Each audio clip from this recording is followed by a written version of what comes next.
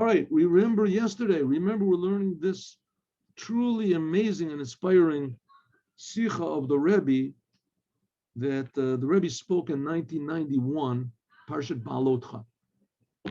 And the Rebbe essentially is telling us how that we can become, what is the Torah trying to teach us over here?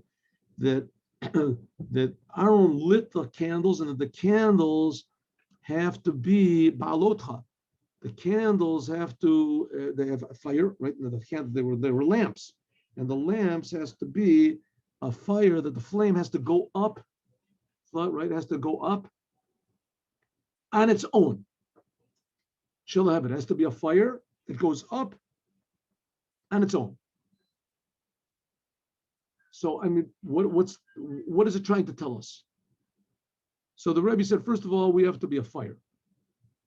A fire means that you have to spread out.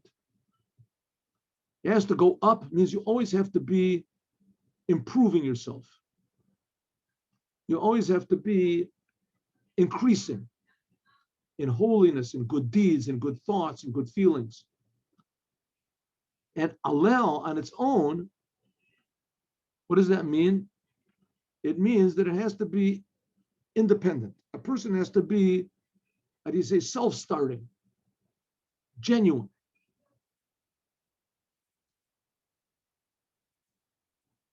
That you do Torah and the commandments because it's true.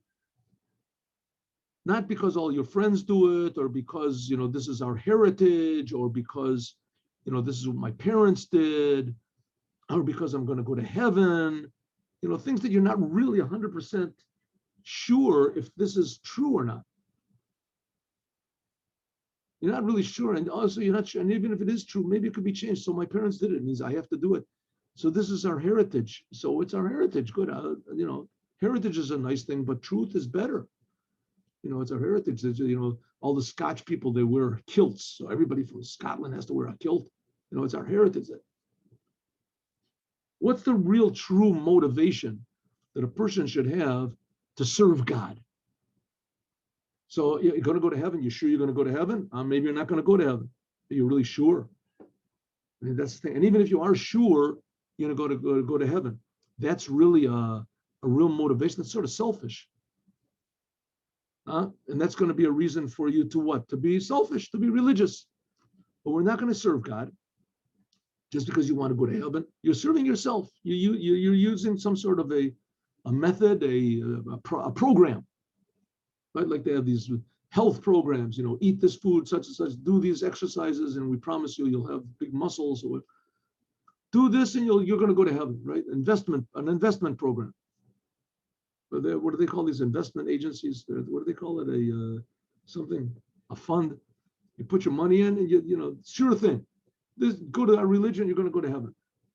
Is that really a sufficient reason? Are you really inspired by this? I mean, you could be made religious, you can be made fanatic, right? What's fanatic? Fanatic means that you can't bear anybody else's opinion, only your opinion, because you're not really sure. Really sure. It has to be here. We're talking about you have to be a flame, you have to be excited, right? And you have to be increasing all the time. But it also has to be me'aleha. Now we're going to say automatic from yourself, automatically. Let's see what this means. Avoda zu. Yeah, so it says that's like a lamp. A lamp, it's got a wick and it has oil in it, and it's just ready to receive the fire. And you have to light the fire. First of all, a person has to have what's called surrender to God, surrender to the Torah. Surrender. This says the commandments are a lamp. The Torah is a light. What is this service? It says that it has to go up on its own. It has to be. It has to be what we call automatic. Automatic. Now you might think automatic is a very bad thing. Automatic seems to be like you're hypnotized and you don't think. You lose your personality. So is that good? The Rebbe is going to say, in a way, this is the best thing of all. You're going to see how in a minute. Also in the relation to service in the world. Let's talk to be automatic, to autonomous and automatically autonomous. What does this mean? whether we're talking about working with yourself or whether with other people or whether with the world. First of all, let's take about yourself. Why is a good thing? What are we driving for? What's our goal? Hagam, even though Shabbat Yehudi, even though that the service of a Jew, near mitzvah the Torah, or that the commandments are a lamp and the Torah is a light, this begins from God and from your parents and from other people that are around you, because the Torah is a light. I think we did this last time. A person learns the Torah, receives from the Torah that he learns, and his teacher teaches him. So you have to have all this, the support, right? Input from your surrounding, from your teacher, encouragement. This is all true, but afterwards it has to be that a person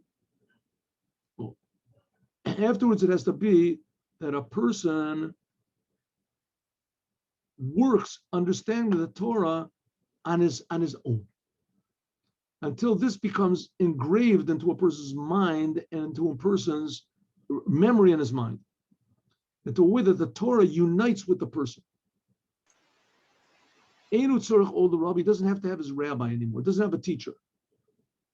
Like it says, the Torah is called on his name. If the Torah delayed, because the Torah becomes his. Until he can actually add into the Torah.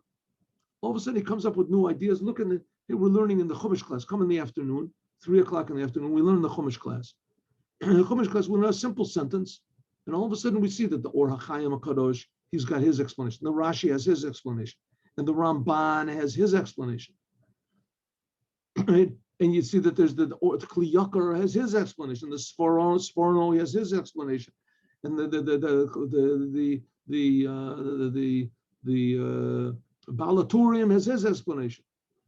And if you look there's other more, the Mikros Gedolos you find, and all these explanations are wonderful.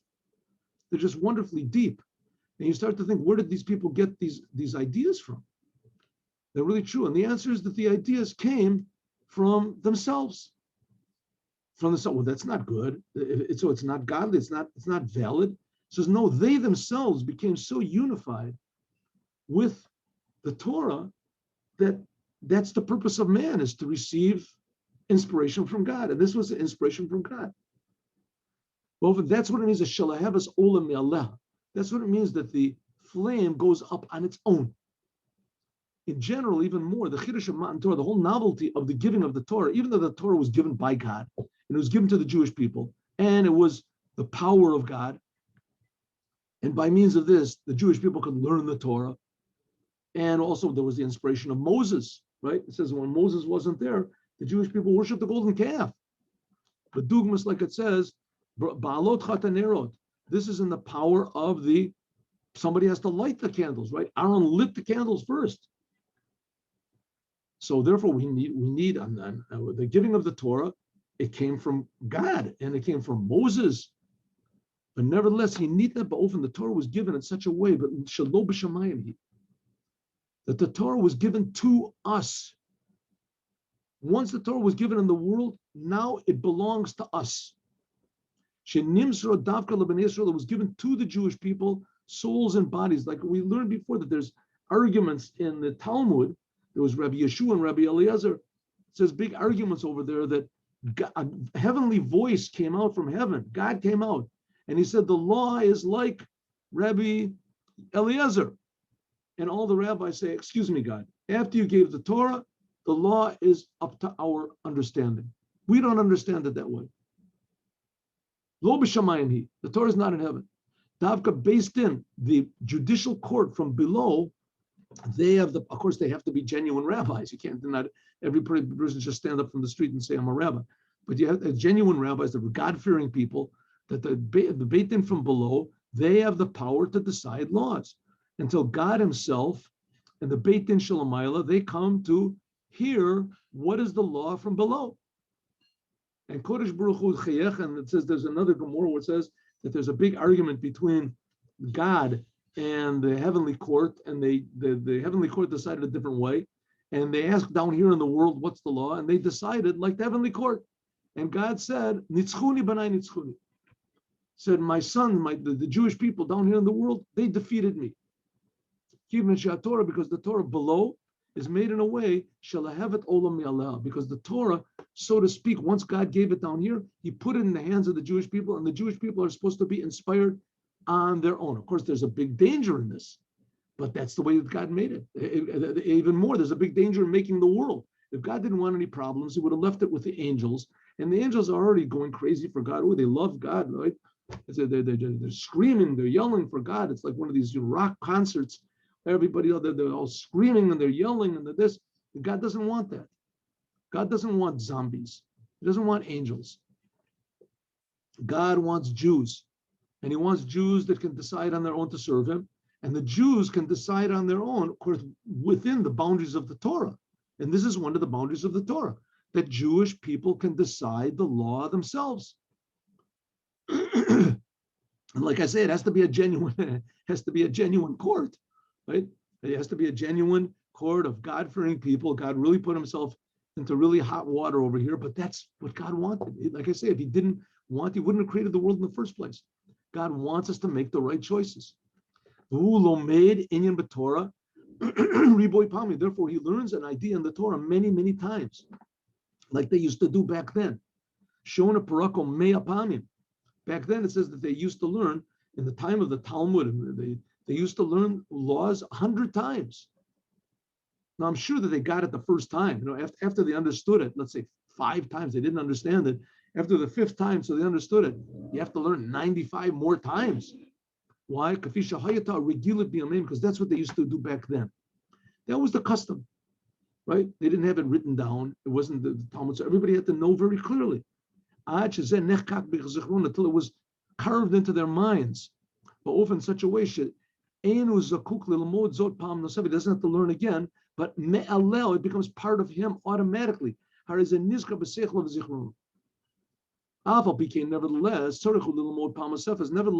even though he learned 100 times and it's part of him, you have to learn another time.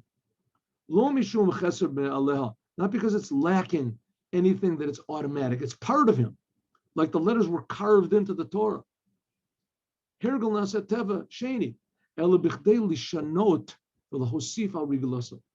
to change a person, that he should change, increase his automatic way, his nature. Then he becomes a servant of God. He changes his nature. Similar, that's the way it is learning the Torah. I don't know if you've ever heard of, there are these concert pianists. There's a few, I don't know if this is the proper time to talk about it, but I'll talk about it. There's these concert pianists.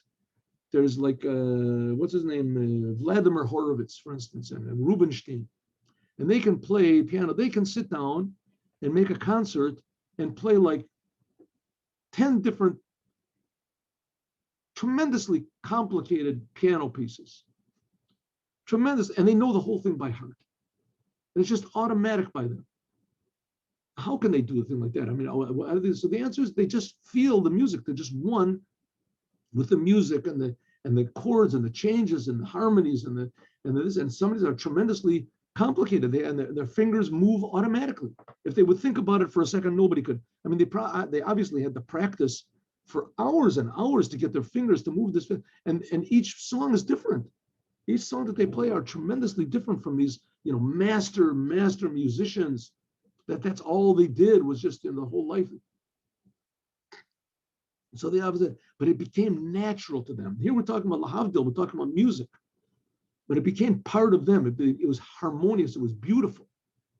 Well, the Torah is even more harmonious and it's more beautiful. The Torah is really real. It really is the wisdom of the creator of the universe and the will of the creator of the universe. This is not just a tremendously talented Moses and he wrote this amazing book, like some composer writes a song, which the song can be tremendously beautiful. But the Torah in its essence is godly. It's not just harmoniously and spiritual. So the Torah is really, really real. The problem is we're not really real. So in order that the Torah should be integrated totally in our nature, so the Rebbe says that's what's called the light went up on its own. Similarly with the mitzvahs, the commandments. Kiyama mitzvahs, when a person does a commandment, shleimot avoda is when a person accustoms his physical body to do the commandments in a way that it's automatic. Like it says, kimata limudim lenafshe karaya. It says that the learning that I have is like my leg.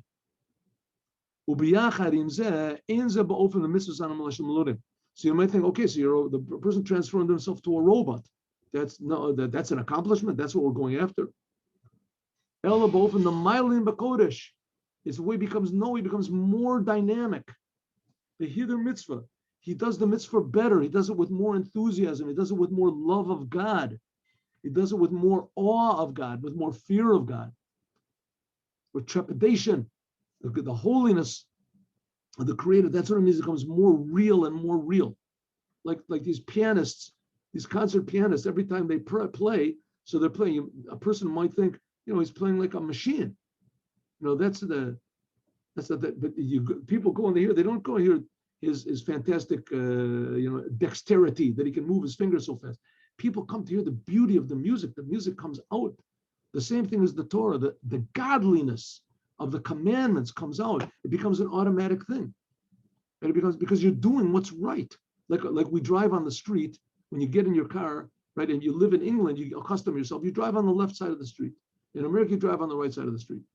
Somebody comes and say, hey, you're a robot, gave up your free will. Look at this. Why can't you drive in the middle? Sometimes drive, the wrong way.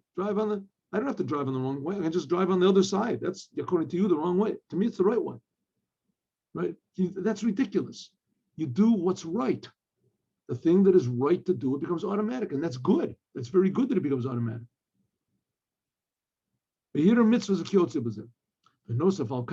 addition to the fact that a service in Torah of a mitzvah has to be in such a way that it's automatically you do what's right. Also, not only that, but also in your day-to-day optional things, going to sleep, eating, talking to your friends, in your business, that all of your deeds should be for the sake of heaven, and even higher, that everything that you do, you should know God, be attached to God. That you're being, not just when you're doing commandments or learning the Torah or going to synagogue or doing religious things, but every single instant of your life. And we're not talking about super religious Jews, we're talking about every single Jew. And eventually this is going to be every human being. Because every human being will see and feel the Creator and how they can serve the Creator. It'll be automatic. Lo rak b'zaman Torah v'tefillah. Not only the time of the Torah and the prayers and doing the commandments. Chadura kol kach b'shiviti. A person will be so permeated with this keeping God in front of me always, ajibakol masecha, that everything you do and all of your ways, everything that a person does in his personal life, he'll realize, what type of person, what do you mean personal life? God is creating me all the time. God is giving me free will. God wants me to be married, wants me to have a family, wants me to have a house, wants me to have a job, wants me to have a good personality, wants me to tell jokes, wants me to be honest, wants me to make money, right? Wants me to give charity. That a person eats and he sleeps and he does his job, his work, he goes to business in the world, everything is all part of the flame that goes up to God automatically on its own. Mitnaegi is everything for the sake of heaven and for knowing God. It becomes an automatic thing, not because he's lobotomized himself. He's taken out his free will. No, exactly the opposite. Because he realizes so clearly what is good, and he's so desirous to be close to God and to serve God with everything that he does. So it makes a person very dynamic. Like I say, a person that is totally devoted to God, what happens? Like King David, he didn't even sleep. Moses, he was every single second. The last day of his life, it says he wrote 13 Sefer Torahs. A person that's really attached to God, he doesn't go up on a mountain and just sit there and do nothing. Exactly the opposite. He comes down from any mountain that he is, and he's in the world.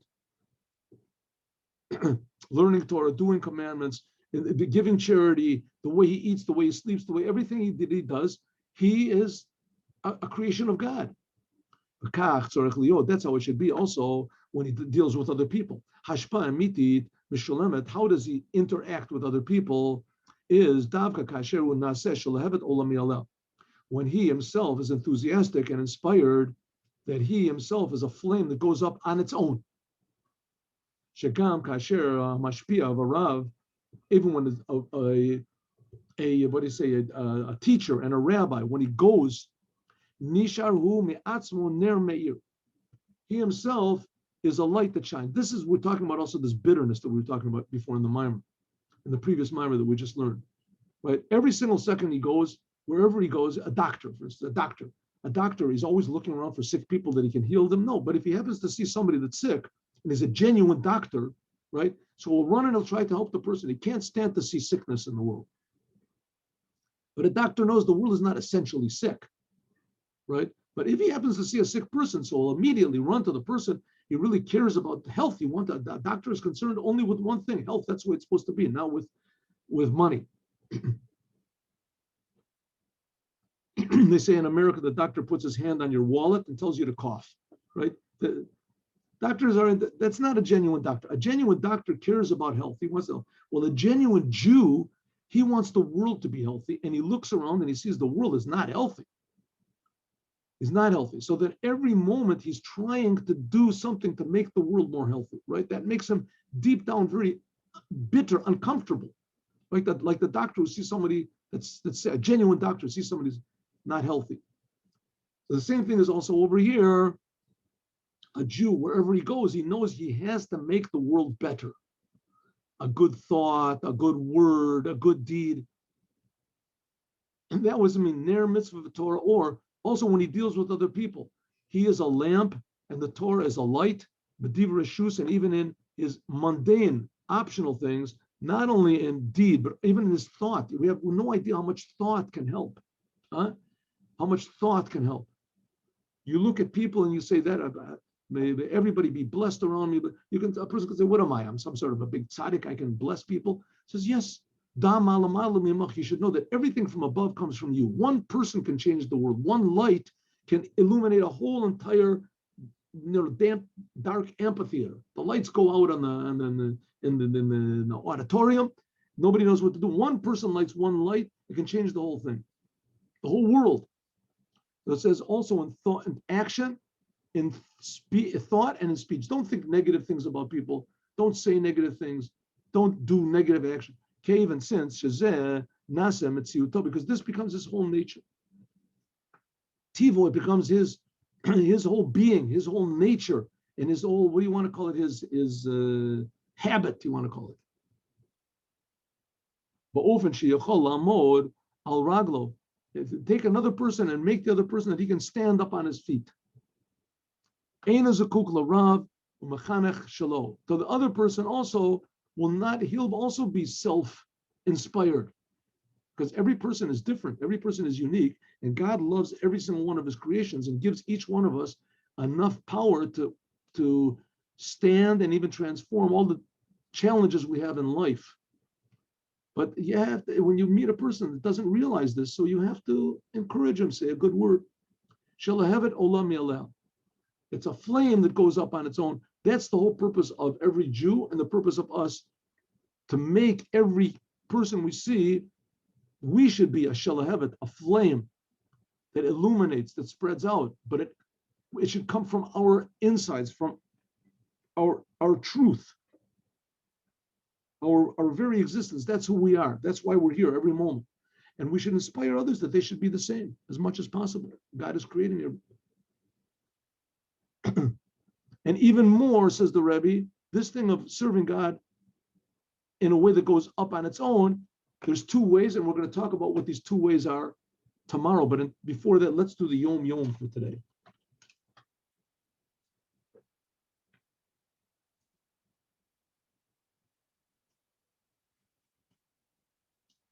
When a person puts on the talit katan is we wear a small talit, on underneath our shirt. Some people wear it over underneath the shirt, and then the married people, at least us in Chabad, that's the big prayer shawl that we put on. The small katan, the talit katan, should be with clean hands. You should wash your hands first, and put it on when a blessing should be said. Al mitzvah tzitzit. Then there's another blessing which is said. Now, I learned that a person who's married does not say this blessing on the talit katan in the morning on the small talit. He includes it in the lad. Here it says, if one may not say a blessing when putting on the small, if you're in a place where you can't say a blessing when you put on the small talit, like let's say you wore it the whole night, then before davening you say the tzitzit and you say the blessing then. Right? Let's see where a place. But if you're wearing a large talit, then you don't say a blessing for the small talit. Okay, this is for people who have. This is obviously not for women, and not also for in Chabad for unmarried men. This is only for married men. The small talit and the large talit. If you have a large talit, you don't say a blessing on the small one. But if you have a small talit, some people say that you should wear one talit when you go to sleep, and then when you wake up, you put on the other one, and then you can make a blessing on it. And you can exchange them every day. Have a good day with Moshiach. Now, see you at 3:00. We're learning Chumash. Today we're going to learn. Yesterday we learned about Pesach Sheni. Pesach Sheni. And today we're going to see how far we get about the manna. The manna. How they fell, and the Jewish people were complaining about the manna. They didn't like it. And also other interesting things about how the ark would, the tablets, the broken tablets would travel before the Jews, etc., in the desert, and much more. Have a good day. See you at 3:00. Shalom uvracha.